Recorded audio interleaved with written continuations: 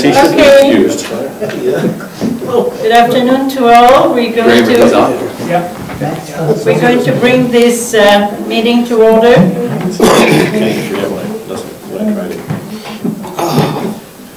Double duty from there. Welcome to the Channel 32, Corey McCarthy, and welcome to Benny for Temple Star.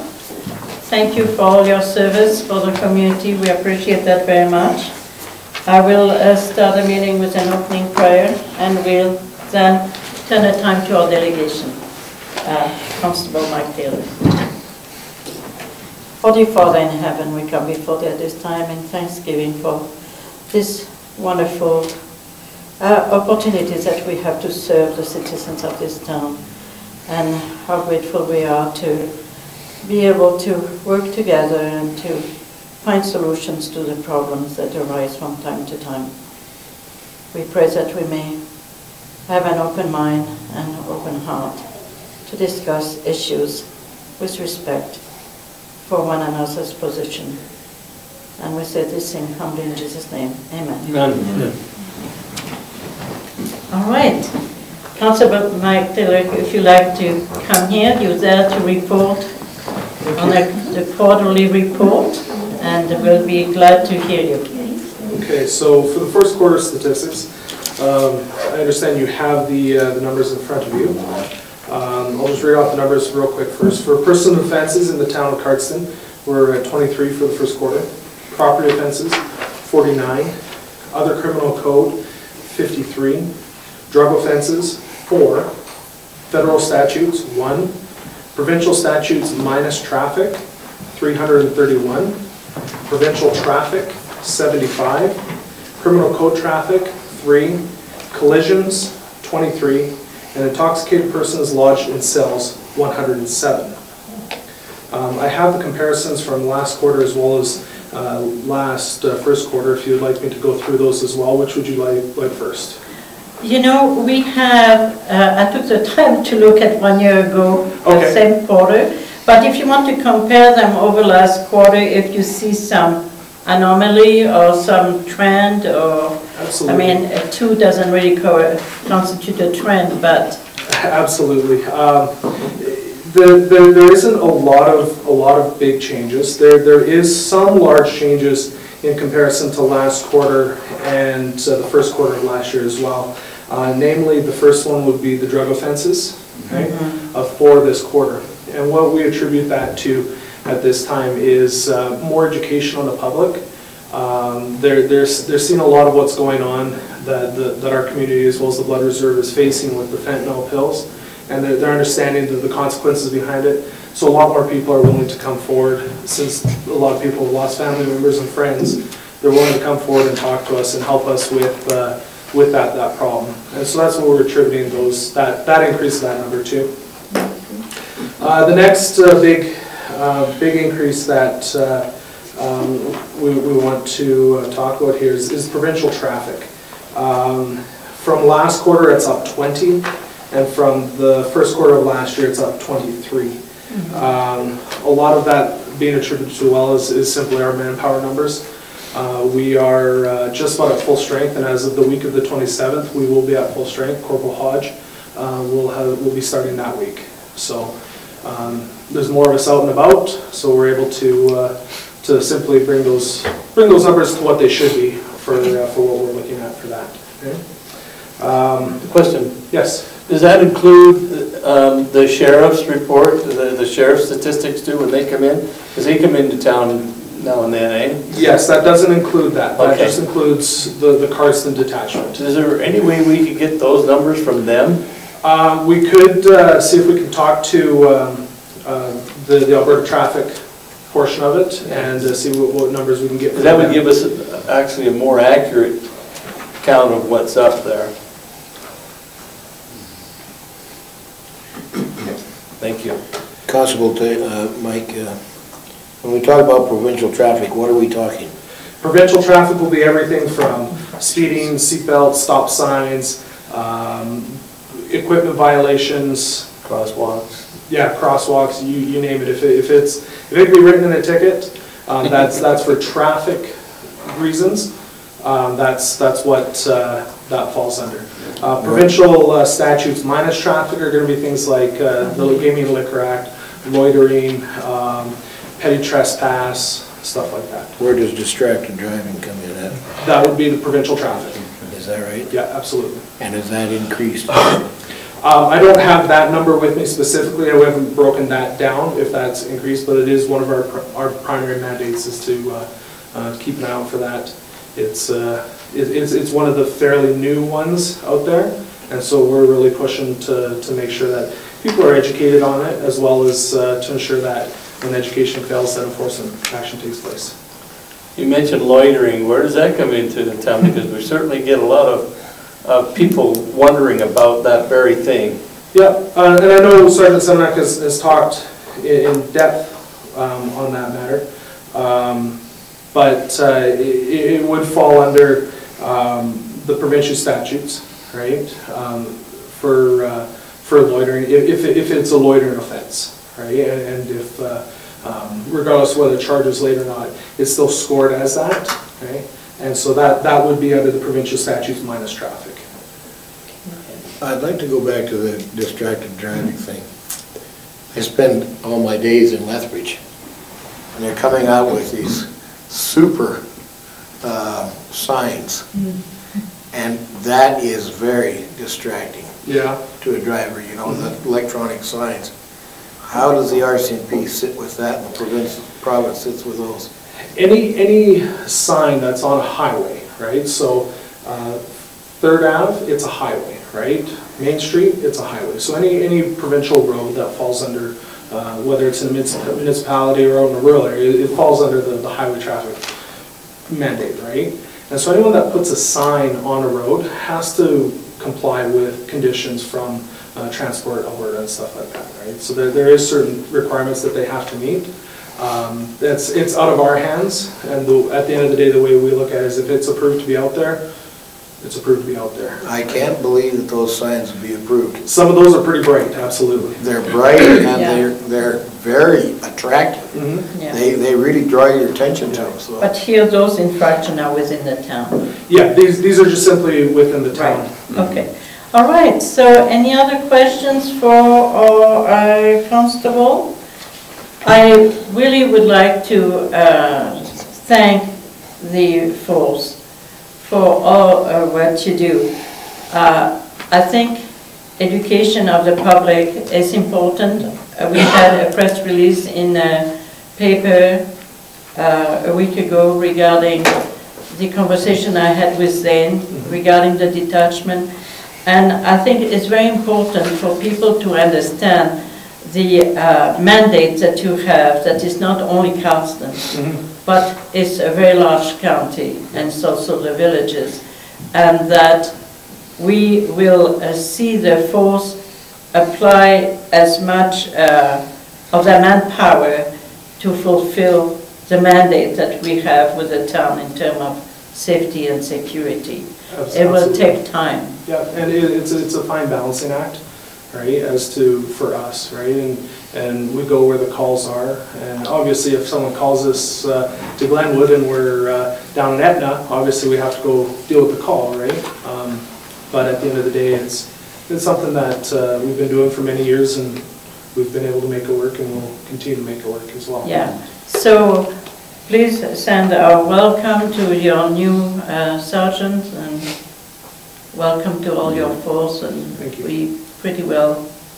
full, better than we ever have been for the past 4 years or 5 years that I've been here on council. Yeah, like I said, we will be at full strength the April 27th, that week he's starting, so it'll be a nice change, absolutely, to have everyone on board and be able to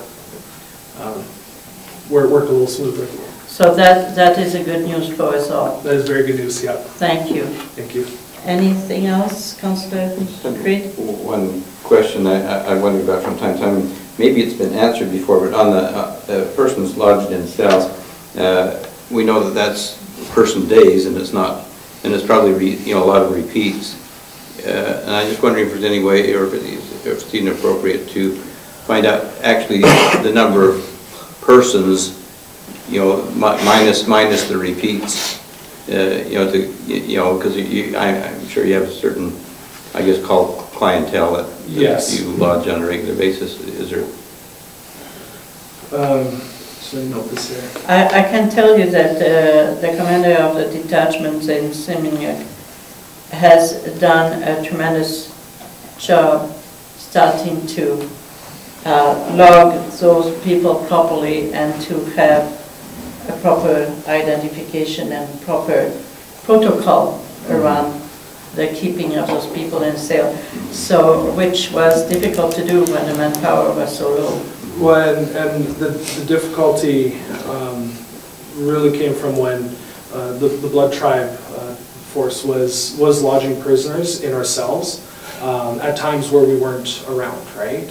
And the policy is that we actually, when a prisoner is being lodged in our cells, whether it's our prisoner or it's a prisoner from another agency or whatever, we're taking custody of those people, right? For their protection and their well-being. They're in our care, right? And so when they were doing that and we weren't around, it's pretty hard to maintain that continuity and be able to say, yes, this person is healthy, they should be here, or you know what, this person shouldn't be here, maybe they should be at the hospital. That has virtually come to a stop at this point, which is very good. As for number of actual people versus repeats lodged in cells, every prisoner that comes in, we fill out a prisoner report, right? And so we could go through and manually count, say this person's been here this many times and this person's been here this many times, absolutely. And like I said, that number is the total number of people, it's not... The total number of offenses. Yes, exactly, right? It's you know, definitely, we definitely have repeat clients. Yeah. So. Thank you very much. Thank you so much, and we appreciate the good work you do for us. Thank you. Good evening. Thank you. All right. At this point, we will take a minute to excuse Councillor Peavoy. He is on town business in Edmonton. And we also will excuse two of our delegations that have not been able to be there today. Heather Anderson from the Daisy Foundation and Samantha Arsenault from ASK. And we welcome Elaine Hall and Sherry there that are really interested in cat bylaw. We have minutes of the... We're going to do the additions and so sorry, yeah, exactly. I'm going that too fast. Let's go back to 3, additions and adoption of agenda. There are no additions as far as we know. You have one addition, Councillor? 2 additions to the agenda. Yes, you're correct. There's some papers each councillor has. Communities in Bloom proclamation and Cleanup Week declaration. Okay, so why don't we put that under 7E? It will be the community in Bloom? Yeah, 7E, yeah. And then 2 items. Let's put 7E, 1 and 2. Okay, 1 and 2. And you will be ready to talk yes, on those issues? I will speak to those. Thank you. All right. So with those changes, amendment, can we adopt the agenda?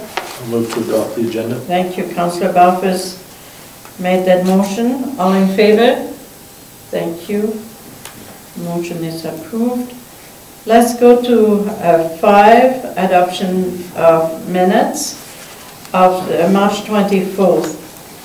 I noted 3 areas that might need a little bit of fixing up.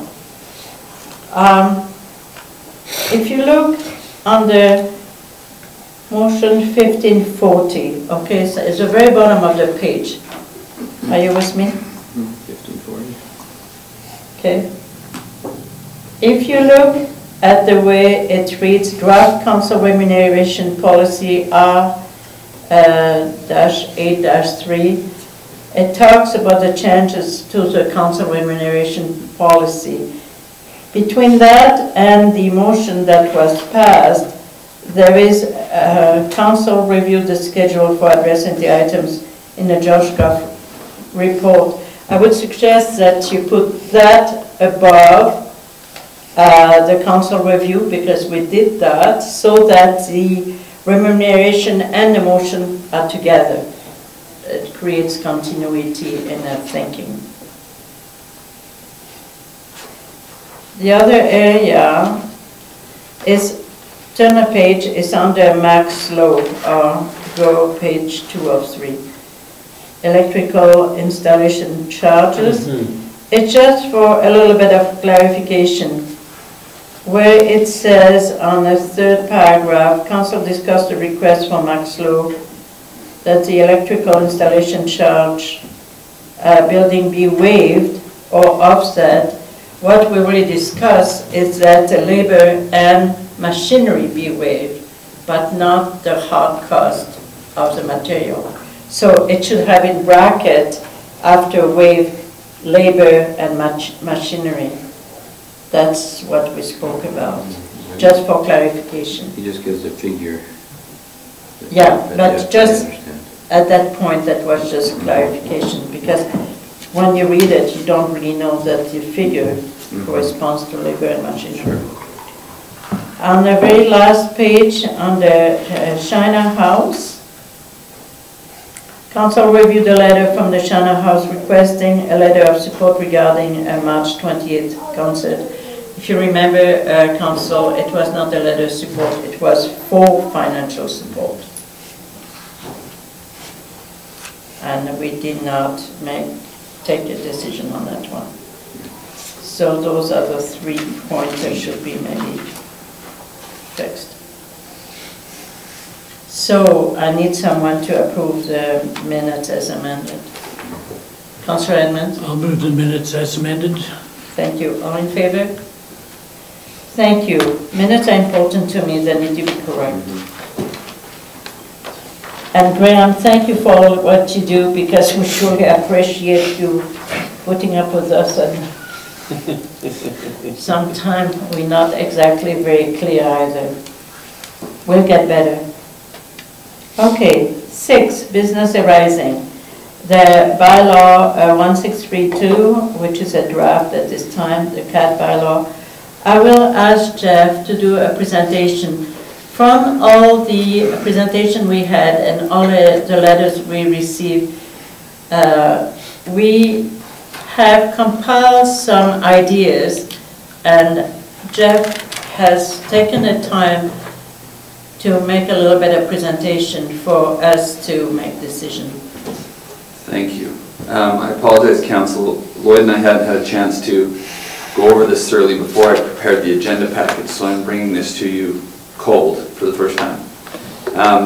So we've had the opportunity to hear from a number of delegations. We had a lot of correspondence, some helpful, some not, but either way we got a lot of correspondence, so that's good. And I fully appreciate particularly Sherry and Albert and Elaine and people who have taken a proactive approach to their correspondence with Council. It's been very helpful. They're sending us excellent information. People like Samantha, who couldn't make it, sent us excellent information. Heather sent us excellent information. So Lloyd and I went through the bylaw in each part, and we looked at any part that had been discussed as part of these deliberations or in the information we've been given. We haven't had a chance. I'm going to be talking about the society that Sherry takes care of right now, and we haven't had a chance to have this discussion with her. So this is going to be new to you as well, Sherry. But I want to talk about our intention going forward to make this bylaw work for the community, and I also want some feedback from Council on a few of the items. So I'll just go through this in a bit of an order here. We don't have this in here. You don't have what I'm about to tell you. You just have a copy of the bylaw. So you could follow the bylaw, because I'll mention specific articles within the bylaw. So we've looked at a number of minor wording changes, all inconsequential to what, as we've reviewed it, we've changed some shalls to may and mays to shalls, and a few things like that. Nothing changing the intent. But I want to talk about a couple of things, one of them being Article number 5, license fees. So this has come up a number of times about concerns with the license fees, and so Lloyd and I would like to present some alternatives. I want to preface this by saying one of the issues we have in the community is we have a very low uptake on people licensing cats. So we want to look at it from our point of view and say, how do we encourage licensing? And at the same time, cover costs or accomplish what the licensing is there to do, to juggle those priorities. So I present to you 3 things to consider. One of them is status quo. Simply, we set a reasonable fee and we charge it on an annual basis. That's what we've always done, status quo. Number 2 is that we could entertain what we're calling a lifetime licensing fee. So the license and the tag is good for the life of the animal with that owner. What it does is it accomplishes the needs of the town to some degree. We know the cat is licensed. If it comes into our custody, we know who it belongs to, and those kind of things.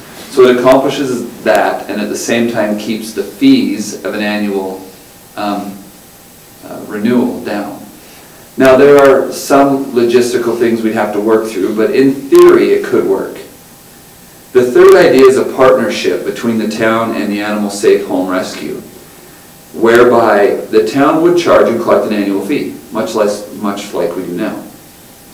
But in order to encourage cat owners in the community to participate in the licensing process, we would then turn around and donate a portion of the fee to the society to help fund their activities.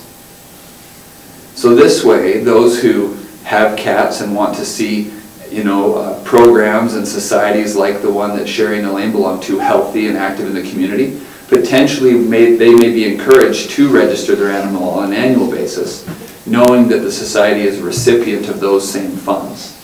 It also allows us to use license-specific funds to support the cause versus potentially looking at a tax-based partnership. It may be more palatable to the non-cat owner. So those are 3 things I would throw out for your consideration. I'm not asking for any resolution on them this evening, but those are any of the above we feel that we could manage administratively quite well. And again, we haven't talked to the Animal Safe Home Rescue at this point about this. I don't know why they would object to it, but we feel that could be a good partnership.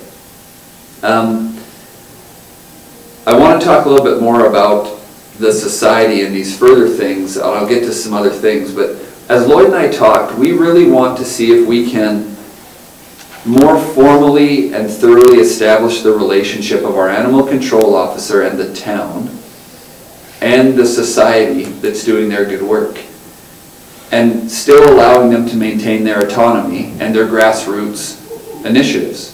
We don't want to try and step in and regulate the society. We don't want to try and step in and change their mandates. But we think we can find better ways to work together and work together more that would be mutually beneficial.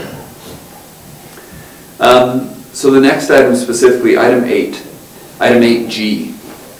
And council will be familiar with this item because it came from council as something to look at adding into the bylaw.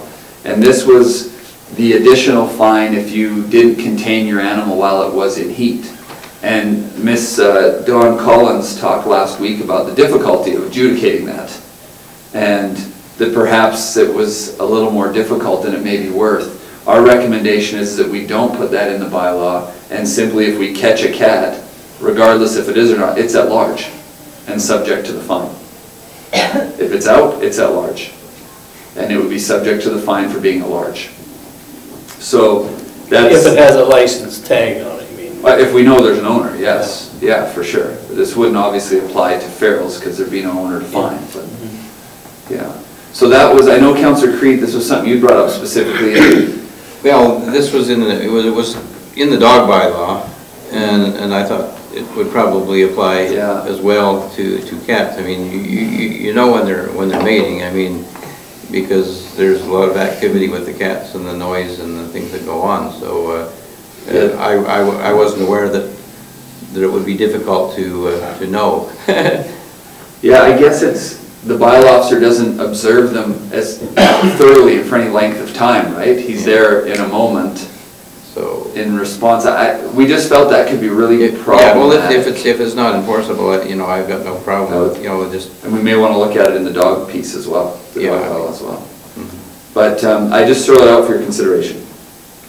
The next section is section 15, and this is the last specific section I want to talk about. Then I want to discuss kind of an overarching issue we need to deal with. But section 15 makes a reference to town-approved rescue societies.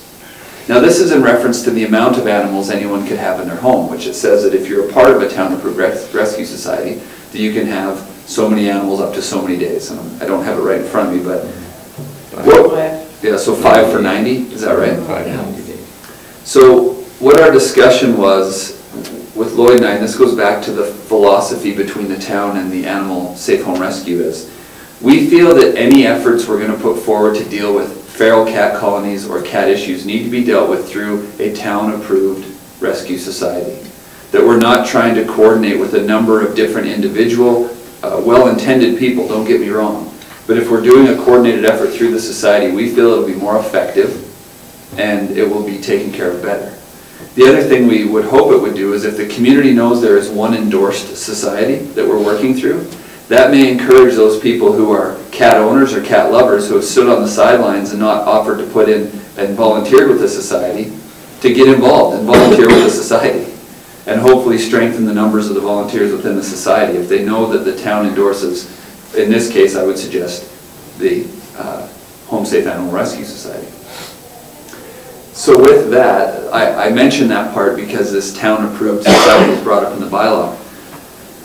This gets into the whole feral cat control and colony control. And that's where I'm leading into. The bylaw as it's written right now prohibits those who are not authorized from feeding feral cats. And we know that was probably 99% of the source of contention in this discussion thus far. So obviously we have to deal with it. Here's what we're suggesting. And I'll preamble a bit. Administration, and when I say administration, essentially I'm meaning Lloyd and I right now.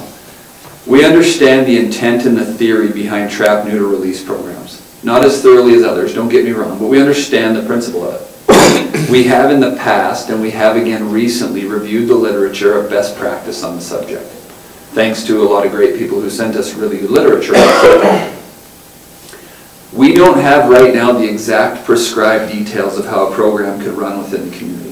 So I'm not presenting that to you. But what we do know is that we're going to need to do some coordination with the town-approved rescue society in order to really see how this is going to work. And this is some of the things we're proposing. That we meet with the local society and establish an inventory of the colonies and the estimated number of cats in each colony. We determine in consultation with the society if all the current colonies are in appropriate locations, considering proximity to residences, size of the colony, different logistical issues like that. We determine in consultation with the society the optimal or reasonable number of animals per colony. And while my next part here is going to be contradictory to the nature or the real principles of a TNR program, I'd ask Sherry especially to go with me here for a second.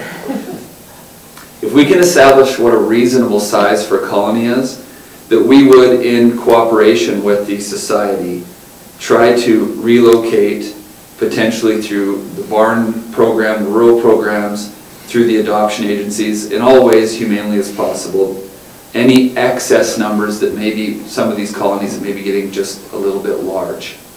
We see the benefit as twofold. One is that the benefit is it lessens the burden on the society if we're in agreement that there's some colonies that are a little too big. So it lessens their burden of feeding and caring. And two, it shows the residents of the community that are being affected that we're taking proactive steps to managing the number of feral cats in the colony. So it's not perfect because we haven't worked out the details yet. But I think it can satisfy a number of issues there. But until the coordination can occur to accommodate some of these changes, I don't have that prescription before you. So essentially what I'm asking for is some time to coordinate with the society. I'd like some discussion from council if, in principle at this point, we would consider the Home Safe Animal Rescue as the town-approved society for the purposes of the bylaw. That can be formalized later. But in principle, I want to make sure we're sitting at the table with the right society, although I'm not aware of another, so I assume we are. And that we begin to work towards that cooperative management of the colonies. And in talking with Sherry and talking with Albert, you both know from their correspondence with you as council that they want to be incredibly reasonable. they both understand the nature of the problem for the other residents as well as the sensitivity of the problem for the cat colonies. So I'm fairly confident we can come up with a pretty good resolve based on some of those principles. I would also ask for a little bit of feedback, and potentially you may want to send this to us in consultation with the society on the fee structure. And if any of you at council have some pros and cons of any of what was proposed there. So that's what I have at this point. Lloyd and I feel as we went through the bylaw that if we can put in a section addressing the colonies, if we can formalize a relationship with the society, and we can touch on the fees, those three things would mitigate much of the issues we've heard over the last 2 or 3 weeks. Okay, so Jeff, thank you for that presentation. And maybe we as council could start to deal with a few of those items. The first item, in my view, is to approve the Home Safe Animal Rescue as being the society that would be the go-in-between the town, the animals, and the peace officer that looks after the animal. Council, do you feel that would be a reasonable move? And if so, we'll need a motion to do so. I might suggest that might be a little quick off the mark, given that we haven't even spoken with that society yet. As Jeff pointed out, Yeah. this is the first time that. But would you, in principle, support such a thing? Maybe what we need to do is in principle at this time. Yeah. Okay, Councillor Edmonds, would you support that? Councillor Barfuss? Councillor Creed? Yeah. Councillor Bengry? This is Sherry McDonald? Yes. Yes. Yes. Okay, and myself, I would support that too. So it seems to me you have full consensus. If the society is interested in having that more official role with the town, considering the parameters that are still an independent body, and I think it would be a wise thing, because it would allow now a system to be able to take that inventory of the colonies, which we need to know in order to move forward. The second point that you mentioned, and Do you need a recommendation on is, No, that's fine. it's fine, because it's in principle. Okay. Okay, the second issue that you spoke of, if we then accept the Home Safe Animal Rescue as being the society that we will deal with regarding the colonies, the feral, and the animals in general, then I would say that in a fee structure that you mentioned, the third proposal, which is a partnership between the town and the Home Safe Animal Rescue, would be the appropriate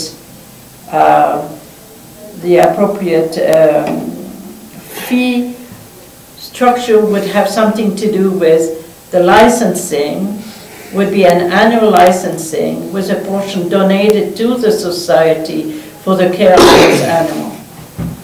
So that would exclude the lifelong licensing, correct?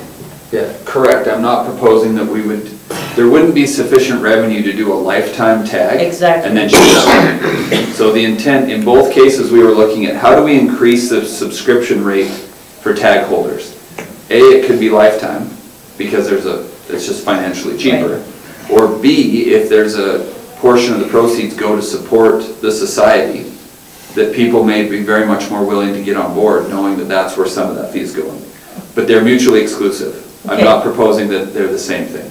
All right. So in other words, in that case, to me, your third proposal, should be the proposal that we would consider as council moving forward. But then you would need to work with the society to try to figure out what makes sense. And we can maybe give you a support for that at the table, but you will need to kind of do a little bit more work on our behalf. Yeah, if I knew that in principle, again, the council was in favor of that type of arrangement, then when we meet with the society, we can start to determine maybe what those dollars look like, if they're in agreement to that, how that works, what that money would go for.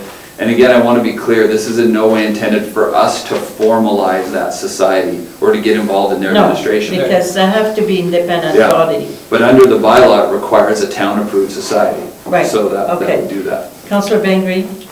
Our fees right now are $6 a year, I think it's only about $5 a year, yeah. $5 a year. A lifetime membership, lifetime of a cat is what, Sherry? We don't have that. On average, How long? On average. It's about probably 12 years or so. 12, 15 years? Yeah. Only length, Yeah. lifetime of the My cat. cat's about 15, 16 Yeah, years old. but My cat at home is 15, but he's had a good life and he's safe, But- he kept safe. here, Councillor, what I had a we, cat that lived to be 19. Councillor, what we're That's trying except to you're do, feeding them too good, Elaine. No. Yeah.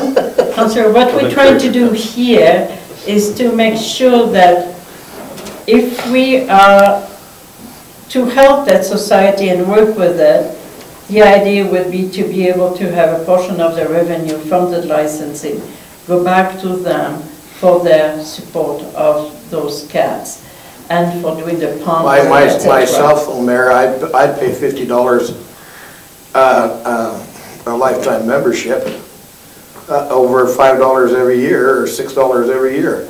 Get it over with. And have a restriction on how many cats per household that you could license lifetime. Yeah, but it's, Well, I think that's already part of okay, the so plan. that is your position, and fair enough, Yeah. that's your position, that's Yeah. what we had before. And either one is reasonable. Our thing Right. is we want to increase those participating in licensing. Exactly, So- and we want to, That's what we want to see happen, is what is going to best Okay. motivate people to license their animals. Councillor Bell? Are you suggesting then that you're going to get together with Sherry's group and come up with a fee structure that's acceptable? Or do you I'm want? not suggesting we would You actually wanna do discuss the that fee as structure. council? They're the recipient of it, Yeah. so I think whatever council chose, they'd be thrilled with. I can't speak for them, but I don't see why they wouldn't. When do you want to have that determination? Well, it's fine, because we want a chance, so we know in principle, council supports Home Safe Animal Rescue as our society to work with. So it's gonna take us a couple of weeks to meet with the group and work out the details and do a few things before we could bring the bylaw back for another Yeah, reading. just running through my mind, I'm on the same table as Councillor Bengry. I was thinking $50, $60 in that range too. I'd rather pay that once I suppose there could than be to both. forget every year. There's X amount for a lifetime and X amount for an annual. Yeah. Well, It's not terrible. Mayor, if I may, how many cats do we license a year? I'm sorry, I don't have that, but I know that the uptake is low. And so if you look at that percentage of that going to that home safe thing, I mean, Okay, there's not a whole lot of money in that kind of stuff. Councillor But- Bengry, yeah. the idea, if I understood it right, is that if we present the licensing as a partnership between the town and the rescue for animals, then people who have animal might be more willing to work and to license that cat, knowing that there would be some kind of society looking after the animals for those who are in need of help. It's just maybe more psychological than it is in actual. No, but what I'm thinking about is the share or the proportion that the town is going to give back to the society to make them able to function properly.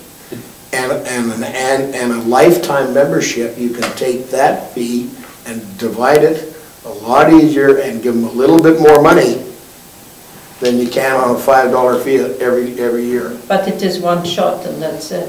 Yeah. I think the key to remember when we're talking about the licensing here is, what is the purpose that we're trying to accomplish? with Exactly licensing? right. Is it to raise money? I honestly don't think it is. And I don't think it's so that we have money to donate to the society, as nice as that concept is. It's to get more people licensing their animals and get that higher uptake. And if that's the case, I don't know that a 50 or 60, we heard some pretty big complaints about $15. We have- $50 or $60.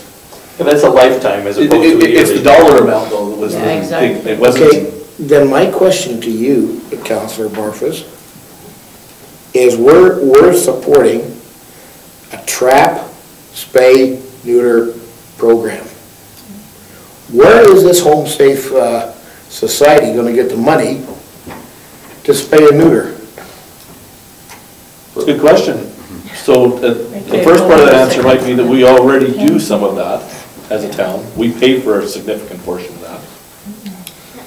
But No, we don't. they have a lot of money. They have donated. avenues and share out the, They are speaking doing out of turn, tell me, We but, cut what we can. yeah, they do some local fundraising. That's right, we do it once a year.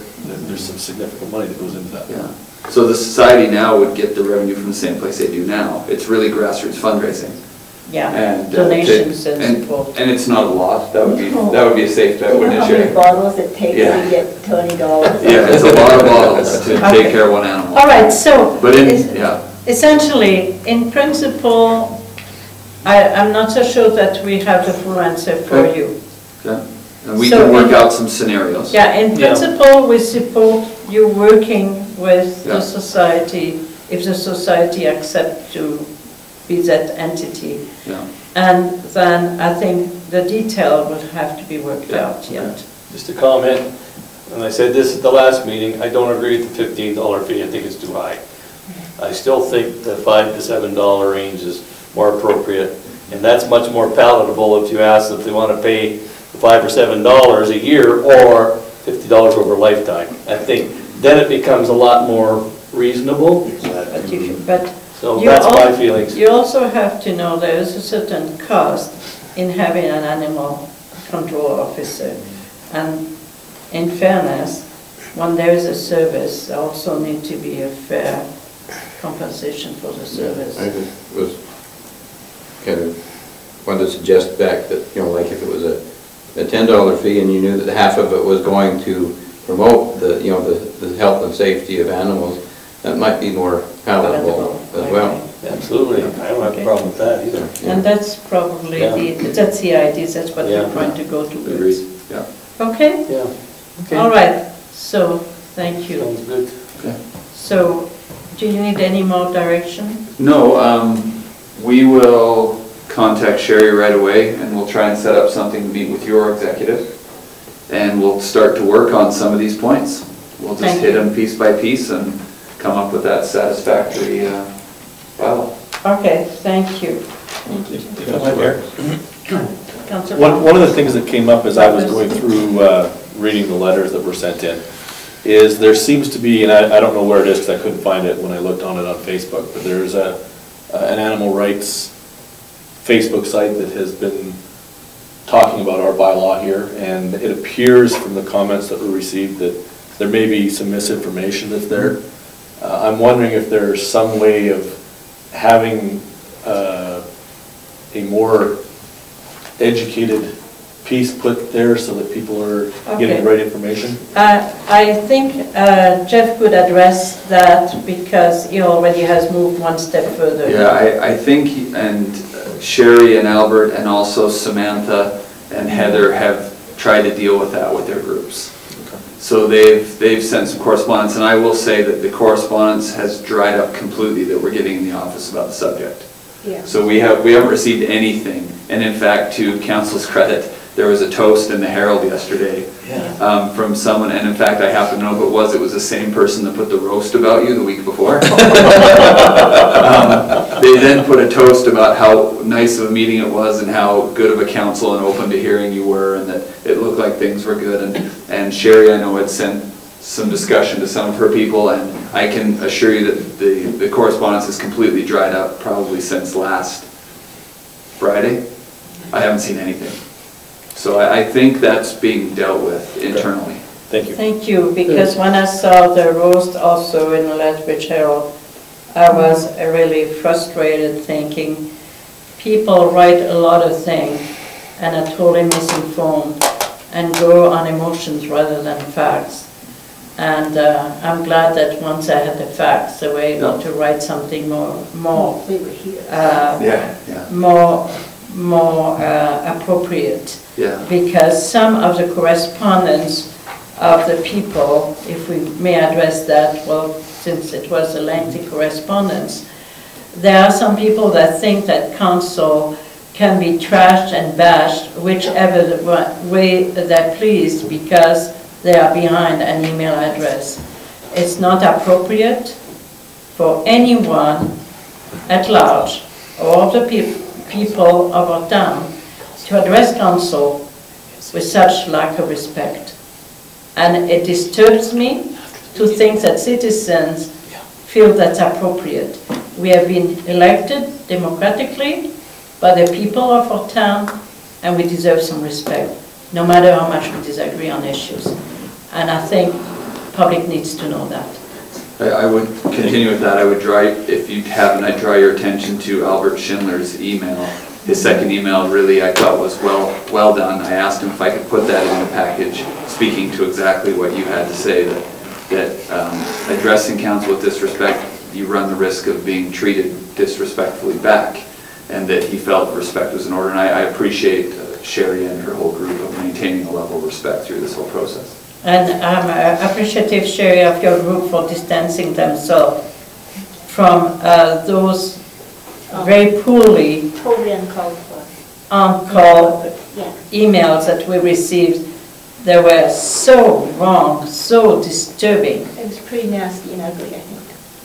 And it surprised me that people Surprised me too. feel they could represent themselves and think they can do such a big hoopla about our town when we're trying to do the right thing. And on the other hand, they're not even from around here, for goodness sake, most of them. Yeah. They really Anyway, don't know thank you these. for doing what you do. You saved our day. Thank you. All right, so we will carry on. 6B, you can see the provincial budget. For whatever it's worth, it's there for your information. As you know, we have an election. The provincial budget is a restraint budget, and we feel the restraint, and we will fill it for the next 2 years, at least. We don't even know if this budget's gonna go anywhere at this point. But at this point, we can only go by what is presented to us. Yeah. So let's move on. 7, request for decision. So here are 4 recommendations from CCW. And I would... Where are we on here? We're on the 7A, Councillor. I'll give you a minute to find it. 7A, is that the one, the emergency communication? Yep. Correct. That would be the one. Okay. All right. So we have a policy C-16. We need a motion to approve this emergency communication policy. Councillor Barnes? I would so move to approve the policy C-16, emergency communication with citizens. Okay, thank you very much. Any comments regarding that? No? Okay, all in favor? Thank you. We're going to take a pause because we want to make sure that our delegation is safely going down the stairs. Yeah.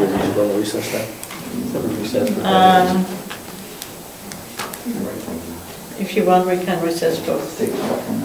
Okay. I'll move the recess for 5 minutes. Okay, all right. All in favor? Thank you. Okay. We just need to make sure. Graham, I'm getting a can't sync message right now. Okay, well, let's go up this way. And do you want me to take that, or do you want to draft? Okay.